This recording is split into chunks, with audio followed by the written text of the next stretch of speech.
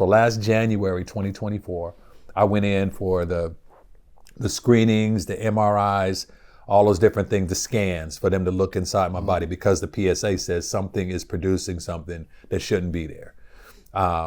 When they saw the level, they said, hey, we think we see something on the scans. We would like to do a biopsy. So that's when they go, they put me to sleep. End of January, I do a biopsy and the results come back that on a Gleason scale, which is how they take certain markers, they take certain from your prostate, little samples of different portions, and then however many of those portions that they pull, they have a scale. I'm not a medic on this, I don't know like everything, but my scale came back that I was Gleason 6. Gleason 6 is like cancer light. It's like a Gleason 6 scale is like, it's not yet cancer, but it's on the way to being cancer, which for me was, okay, I have decisions I can make. I got time to be able to choose what I want to do about this. The options that are normally given, and because you had a clean bill of health, this or that, nobody talks about options. And most people, when they go to get checked out at the doctors are not going to recommend you take a PSA test. They just don't. You have to advocate for yourself. You have to. Did he? Yeah. You got a good doctor then. Yeah. You have a great doctor then. He said wait 4 weeks after we did that. He said get the blood and just wait like. I said all right, cool. Most for whatever different reasons, most times you have to advocate for yourself. Hey, can we check this? You know, can we look at this? But literally, I took that and I was given 4 options. When I sat down with the doc, he was like, okay, so we did the biopsy. It came back. You have cancer. It's very, very early. So here are your options. The first option is active observation. Active observation means let's watch it. Let's see what it does over a period of time. Come back for more testing and stuff 6 months, a year from now, and we'll just keep looking at it. The second option that they gave me was some different type of treatments, like HIFU treatment. HIFU, HIFU, is high frequency ultrasound treatment, which is like a very targeted sound wavy type of treatment. Some of it is not as proven as other techniques or whatever, or proton therapy, what I'm doing now, or there are different forms that, when you have your prostate, they want to go kill the cancer, and so they'll either heat it up or they'll freeze it.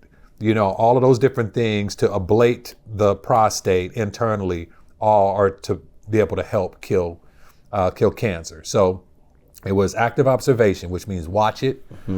It was treat it. There was radiate it, which I had been told, if you can avoid radiation, I'm saying avoid radiation because it's only a certain amount of radiation a body can take. Or removal. Full prostatectomy, have it taken out. So I did due diligence.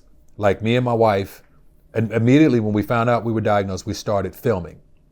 So like cameras, we hired a film crew, iPhone, like we said, felt like the Lord said, tell this story, because anybody else that's navigated this, there's not a visibility for people to be able to know what that is like. What is it like when the doctor tells you? What is it like when you tell your wife?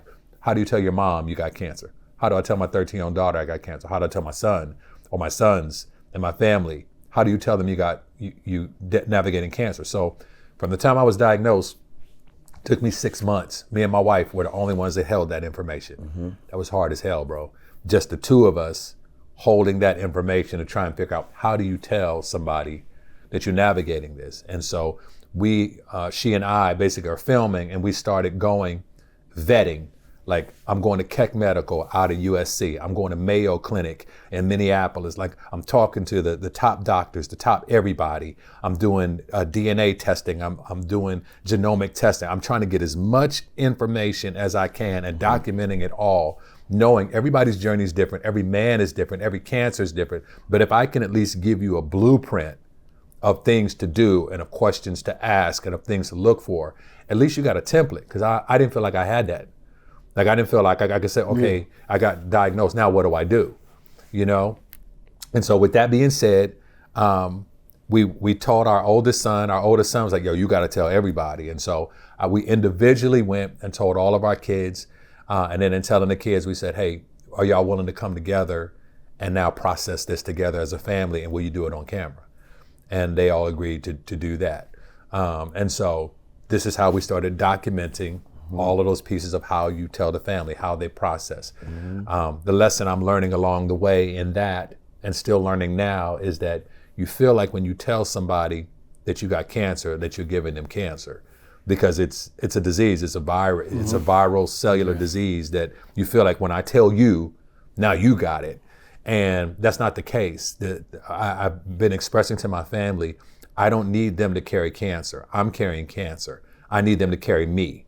And so if they can carry dad and carry husband and carry friend and carry, carry pastor, if they can carry me, I got the goods and what I feel like it takes with the prayers and the eating and the all the different things that I need to do properly to be able to fight the cancer. I need people to help carry me in this journey. So